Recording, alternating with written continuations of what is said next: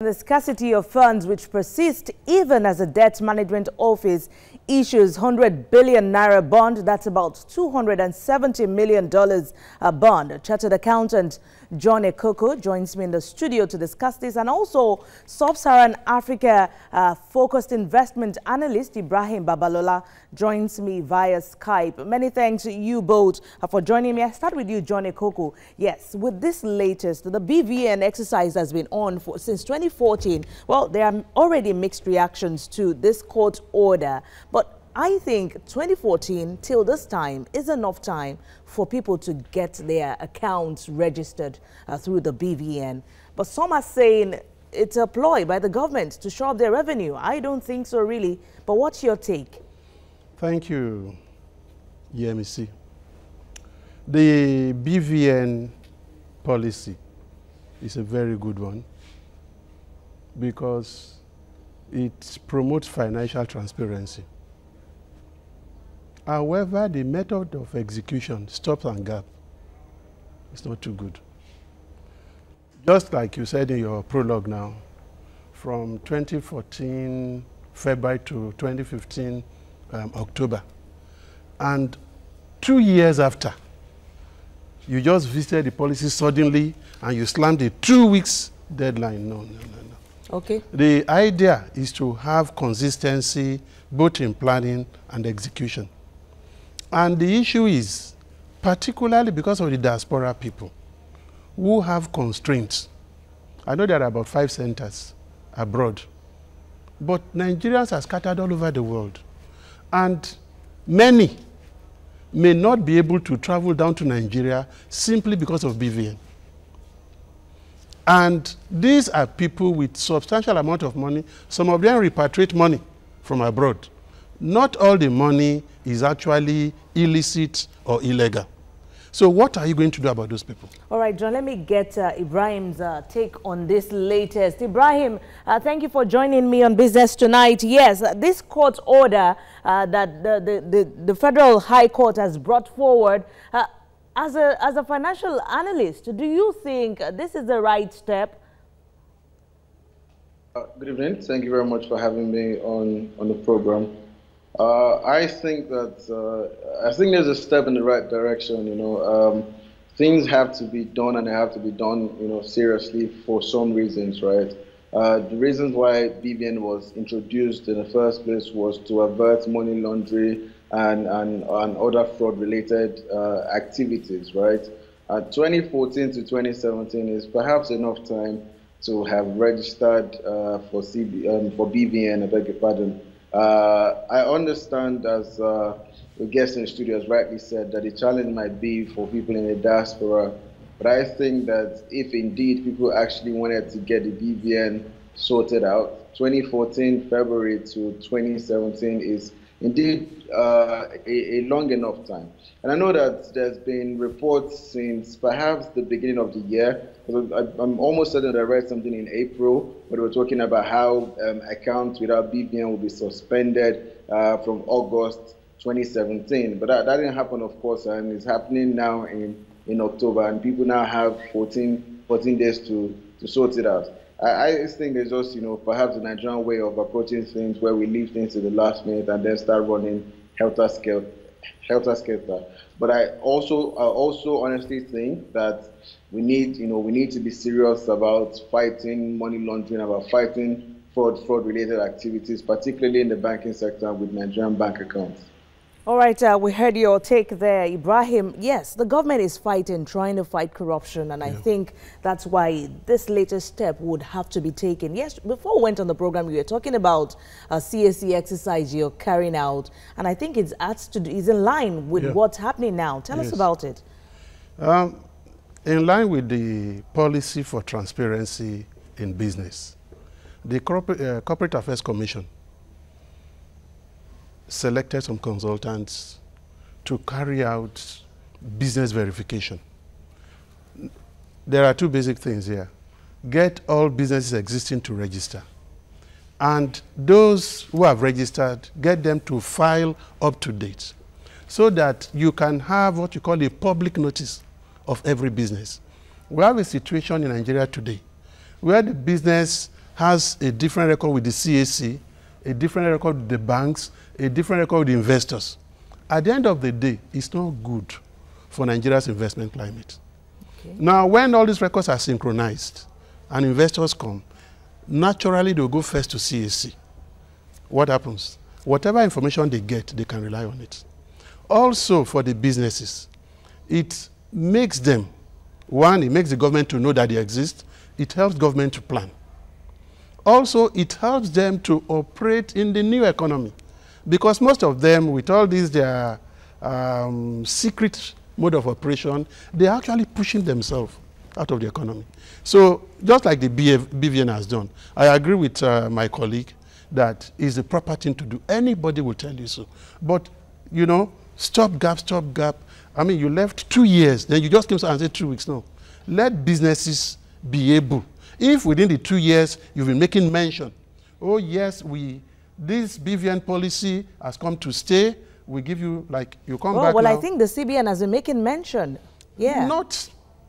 He said it was mentioned in August or April and it was to take effect in August. And now October suddenly they descended. But if they mention that, it's still good enough. All right. It would have been so bad if they didn't mention it at all. John, we'll continue this conversation after the break. We have to go on a break now. I will continue our conversation on the BVN and the Federal High Court order. And of course, the issue, the latest DMO issue, that's the 100 billion bond issue by the DMO. That's after the break.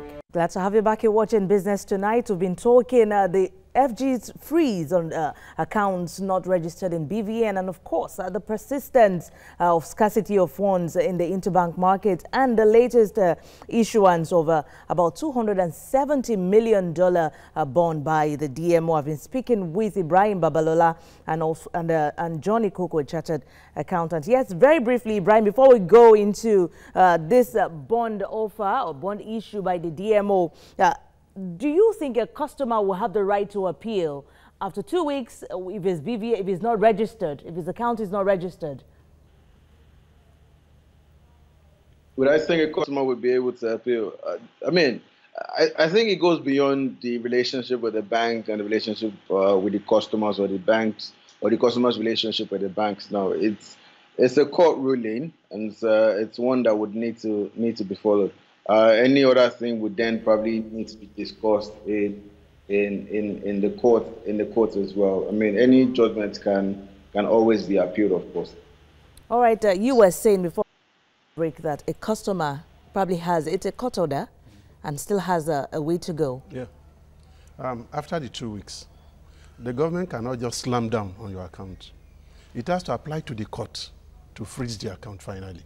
Okay. So, as long as the opening is there, if you have a good case, you can always recover your account. Okay. Yeah. If you have a good case, you could always recover your account. All right, let's move on to this persistent scarcity of funds which persist in the interbank money market. Ibrahim, yes, the CBN continues to mop up through treasury bills. Do you think that this scarcity of funds, the persistent scarcity of funds, could be aggravated? Do I think it could be aggravated? Yeah. I'm not quite sure what that means, but the CBN, the CBN has continued to mop up liquidity from the market through persistent OMO auctions and FX sales in the primary market. Early today, the CBN through the FX windows offered $100 million. And in the OMO market as well, the CBN offered 10 billion of the 87 days and 20 billion of the 192 days today. Even though 10 billion was offered of the 87 days instruments, 58 billion was sold, and the CBN also mopped up 17.9 billion in 192 days instruments. So the CBN has been aggressively mopping up liquidity from the market, of course. And that would further tell when you even look at current system liquidity, which opened at a deficit of about 265 billion as the market open today. With all that factor in the number of subscriptions that we'll see in the bonds auction, perhaps. But in what we're saying, particularly if the September bonds auction is a direction to follow, you would see that the short-dated instruments will probably be either undersubscribed or just fully subscribed, and we'll see a lot of attention towards the longer end of the curve. You know, particularly with the longer dated instruments, as investors, particularly institutional investors, continue to play at that end of the curve.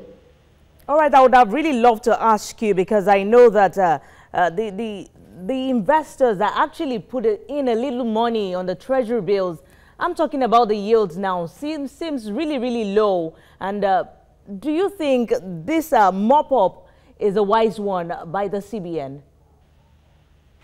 Well, I mean, the CBN would continue to do all it can to ensure financial system stability. You know, continue mopping up the naira so as not to pressure the FX and the exchange rates, because when you have excess liquidity, it then goes to be channeled in other instruments. People start buying FX and all. You know, and this also, the borrowing is also, you know, indirectly with the FG's federal government's borrowing plan. The CBN will continue to do all it can to ensure financial system stability. All right, let me just a quick one now, Mr. John Ekoko. Yes, let me get your take on the CBN's intervention in the money market. Yeah, the intervention is managed by the DMO. The DMO is the organ of government charged with the responsibility to raise funds for the government, whether by way of stocks or by way of bonds. Okay. And they also manage this intervention. One, to make sure that the pricing is good for the government. And of course, the government is an institution that never fails. You know, the only thing there is that if the mop-up is not well managed, excess liquidity raises borrowing cost, right? So if it turns out that interest rate is higher than the bond cost, what happens? The bond yield drops, the price drops. Then people want to sell off the bond. Okay. But like he said, to actually stabilize the economy, right? You just have to manage the way you bring out the bonds, you know, compared to your macroeconomic policy. The $100 billion bond,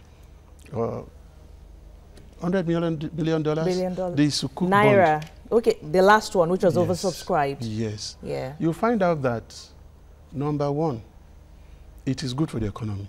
It brings long-term funds. At this stage that we're having borrowing problem, to have investors who say, look, we can give you a window, you know, to access the funds you want, particularly because the funds are going to be used for infrastructure. Development. Yeah. Good. What does it do? It channels the funds away from frivolous spending to what? Capital spending that can return better values. All right, we'll have to leave it at that. You both, chartered accountant John Ekoko and researcher with Sub-Sahara Investment Ibrahim Babalola, thank you both for coming on Business Tonight. We appreciate it. Thank you.